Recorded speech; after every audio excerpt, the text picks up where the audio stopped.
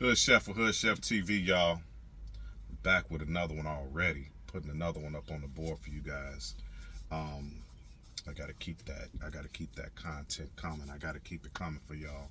It's hot on the stove. Well, this video right here will be: can you make $2,000 a week at SuperEgo in this market? In this market. Stay tuned. I'm gonna show you how to do it. All right, guys. Well, I'm compelled to do this video because the success rate is very, very high at SuperEgo, and there's a reason why. There's a reason why.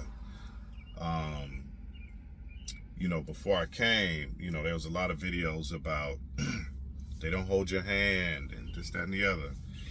And that is 100% true. They do not hold your hand, and they do not teach you how to get money. I like to say I've been a get money guy for a very long time, for those that know me. And so I wanted to see, if I could figure out, the cheat code, if you will, over here. And there ain't no cheat code, but you can get money. You can get money. Is it easy? No, it's not easy, because again, as the narrative goes, they don't hold your hand. They don't tell you where to fuel, how not to do this, how not to do that. They don't teach you how to talk to the dispatchers, what to tell the dispatchers, stuff like that. So fortunately or unfortunately, a lot of you guys come to channels like this and you try to get as much information as you can, and that's what I want to do, and that's why I said I want to put out very transparent information.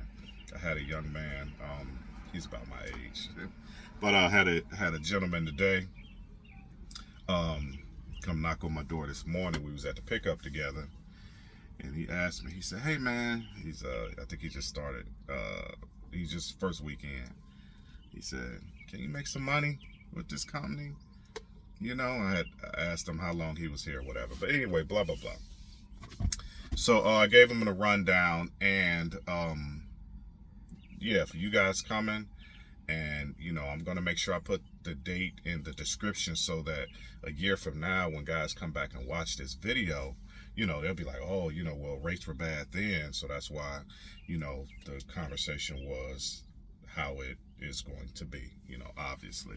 But anyway, I got the numbers for you guys. You guys can either take notes or you can screenshot this. I'll try to put it somewhere. As a matter of fact, let me angle my camera. Try to angle it in a way that I can get the information that you guys can screenshot. I'll put it up right here. However, I got the numbers, and I'm gonna start going over them now on what you need to do. As a matter of fact, before that, let's rewind and let's start with the dispatchers. When you get out of orientation, you got your trailer, you got your truck. Oh, this might be a long video, I'm not sure. I'll try to keep it short, but when you got your equipment and you're ready to go and you're ready to pull that first load, if your dispatcher, if the first thing he says to you is, I got a load for you, you need to tell him, hey, let's rewind this, let's introduce ourselves, let me let you know how you can help me, and we can go from there. So you need to be telling your dispatcher, one, what areas you would like to run, what areas you would like to stay away from, a rate per mile that you would like to average for the week. This is very important. Hold on, guys, let me get since we talking money, let me get my Sachis on. But it's very important, to put the pressure on the dispatcher. You want to put pressure on the dispatcher. At the end of the day, he's working for you. He's working for you. You know, he's finding you loads, and the only way that the dispatcher makes money is if you are agreeing to his loads that he offers you. And now the conversation, man, this might be a long one, but I think this is gonna be a good one right here, guys. The conversation about the dispatchers. I would like to call the dispatchers salespeople.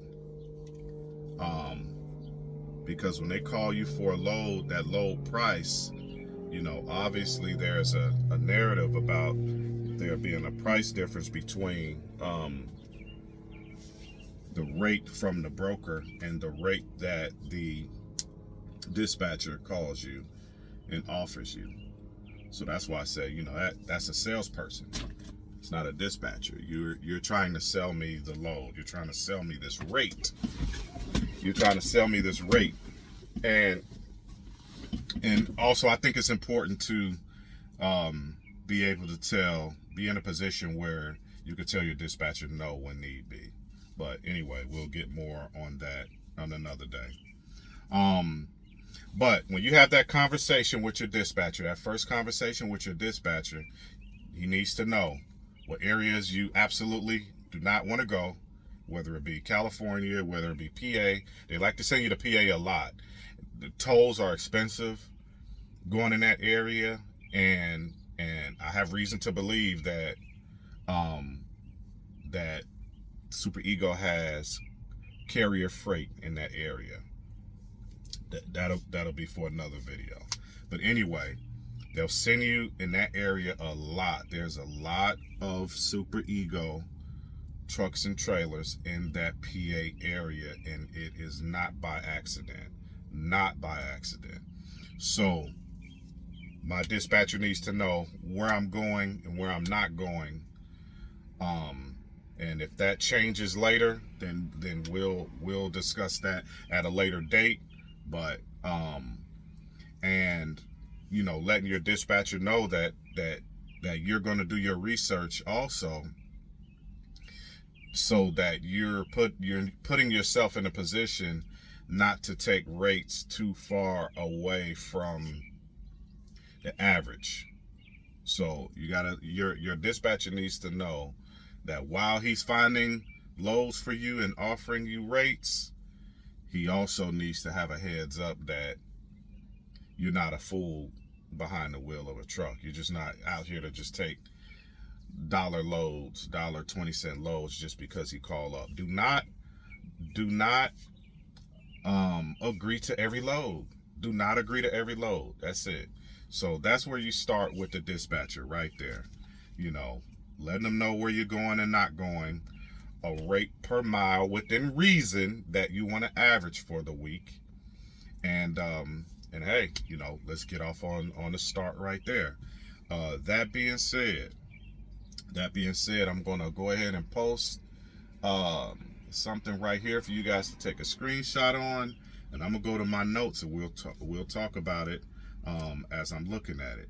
So my opinion, and if you guys disagree with me, please go ahead and do so in the comments. I don't mind. As you guys see, I reply back on most of my comments. But about 3,500 miles is what a good average should be per week. You know, if you want to net 2K and above, you know, 3,500 miles a week may be a good target to a good goal for the week. You know, when Monday starts, you got a fresh week, 3,500 miles, and that's not a whole lot of miles. On a 6-day work week, it's like 589 miles. I might can, you know, pull up the calculator in this video a little later, but on a 6-day week, that's like 589 miles. That's not a whole lot of miles. It's not a whole lot of work for a trucker. You know, 589 miles a day for 6 days a week. Take a day off, a day to yourself. But here goes some of the numbers. Go ahead and check it out right here.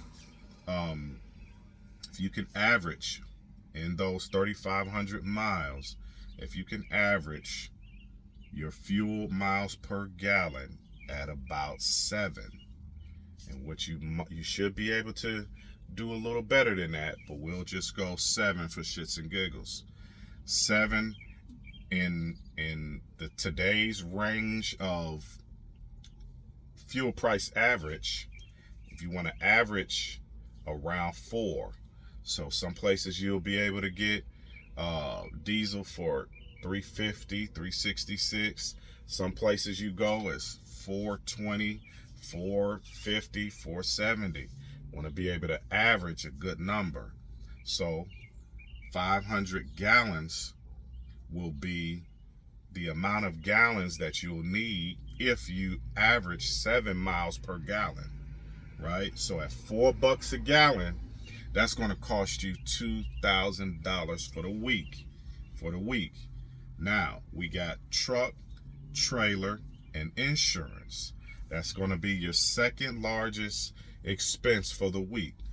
As we know, fuel is always the largest expense. We got that at 2 bands, right, for the week.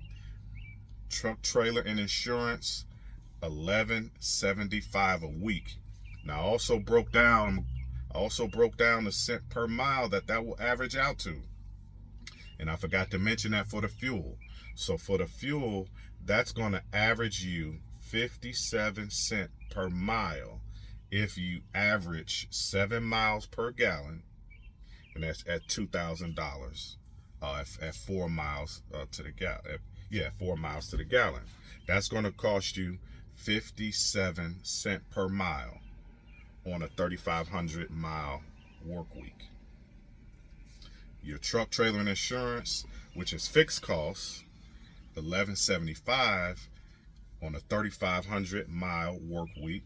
That's going to average you 33.5 cents per mile. Now, some weeks you're going to have miscellaneous fees that comes out of your check, such as plates, trip pack, maintenance. I'll put this at 7 cents per mile. Maybe you should do a little bit more or less, or whatever, but that's where I got it at. If you add up at 57 cents per mile for fuel, 33.5 cents per mile for truck, trailer, and insurance, and another 7 cents per mile for miscellaneous fees, you're gonna have an average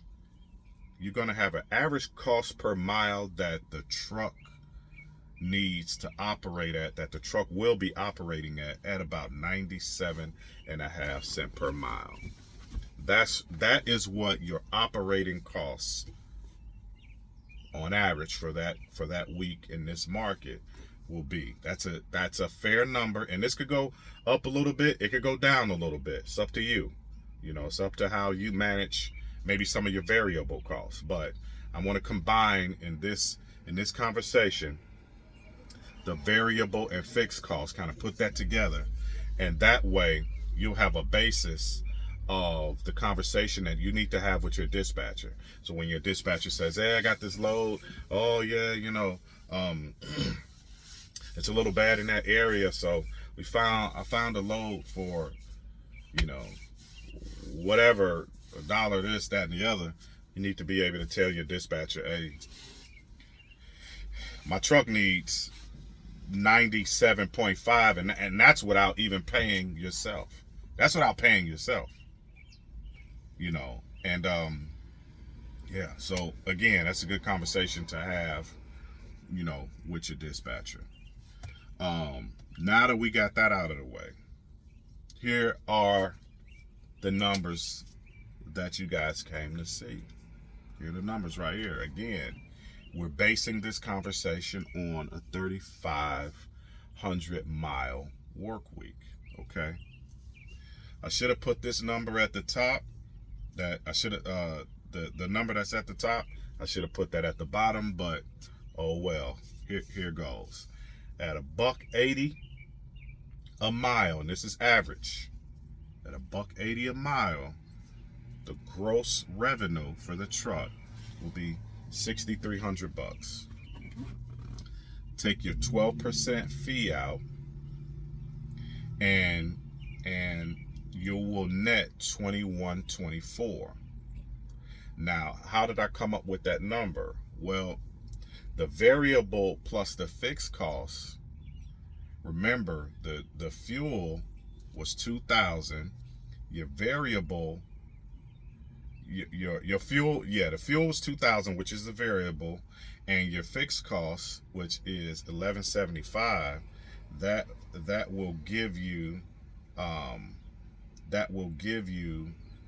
$3,175. I'm kind of doing the math now. So $3,175. So that's an expense that you have to consider. I almost will consider that expense the fixed cost for the week. Although it may change a little bit, just have a certain number in your mind that you can calculate, that you can come close to, that you will be able to have a good conversation with your dispatcher with.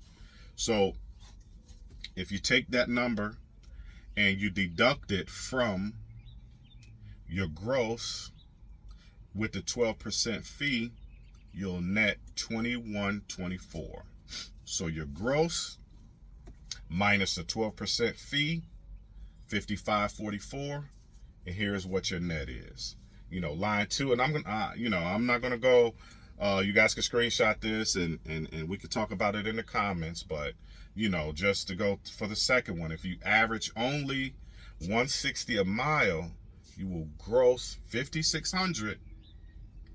Gross 5,600, and remember, your fees for the week was 31.75. You take the 12% from the 5,600, that'll give you 49.28, and you will net 15.08 if you take your variable and your fixed costs out of the 49.28. As you can see, $1.30 will put your check in the 500 range or less if you mismanage your fuel. And this is why that number right there is, I want you guys that are coming to SuperEgo, I want you guys to think about that. That number right there, that $1.30. I could play with these numbers all day long and give you calculations on them. But I'm going to assume a lot of guys are agreeing to that range, that freight paying range. $1.30, $1.40, $1.50. But what you need to survive in this market, whatever your number is, however much you need to make, whether it's 2,000, whether it's 1,000, whether it's 2,500, whether it's 3,000, you need to be able to come up with the maths, that will be able to support it. Your math, your work ethic, getting your dispatcher on board with your goals. Your dispatcher has to be on board with your goals. If you can figure out that sweet spot of all three of those things, if you can put that in a chef pot and whip that up, you will be successful. If not, if you're just putting the key in the ignition and you're running, and every load, any and every load that your dispatcher calls you with and sells you at any price, you will be a part of their statistic. You will be a part of the SuperEgo statistic. So, like I said, I'm just trying to put content in the air that's transparent. I have not referred and don't plan to refer. I've never put my phone number on here to refer anybody, and my email to refer anybody at all. Not one person. I'm not doing this to do referrals. I'm doing this to genuinely tongue twister, to genuinely put organic content, organic and transparent content about SuperEgo in the universe. Can you make money with them? Yes. Is it going to be easy? No. Does most people fail? Yes. Does Hood Chef understand how they fail? Yes. I understand how they fail. I understand. They don't hold your hand. They don't have a proper system on you being successful. They don't have a proper system. I think the orientation thing that they added with the Lease Academy, I think that's a good start, but that it needs way more than that. It needs way more than that. In another video, maybe I'll add what I think they need to do. Of course, I'm not interested in being in the office or anything like that, so I'm not advocating for a job in there. But that's a start and only a start. But it takes conversations. It takes these kind of complaints or people not making money. It takes that to get those moves where you have people who want to help in the office and try to help some people. But yeah, guys, I hope this video helped you out. If it did, please hit the like button, subscribe to my channel. As you guys subscribe, it encourages me to do more videos. Of course, this channel won't be all about trucking, but it will be a lot about trucking because that's what I do and that's how I get my paper, But again, be safe out there. Keep all 18 wheels on the ground. And I'm Hood Chef with Hood Chef TV, y'all. I'm out.